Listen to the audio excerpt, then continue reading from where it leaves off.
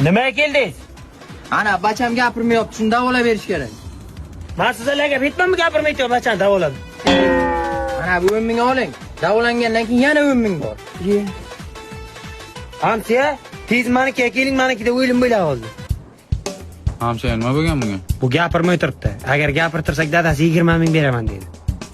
Lazerni pressep bilan bitta beraymi? Jillimisiz yo? Buni noziklik bilan davolash kerak. Torting Hamsiya. Tilini torting Hamsiya. Gapir! Tilingda gapira olmayapsanmi? Kiyman bitta quchoqlashisham bilan bacham in bacham in.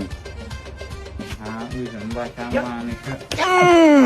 Dadajon. Hamsiya gapirdimi? Ana, gapirdi ana.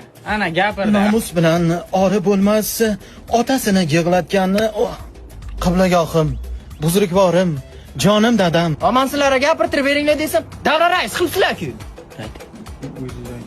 Siz ayting. Bir kunda o'tib ketadi, boshida shunday bo'ladi-da.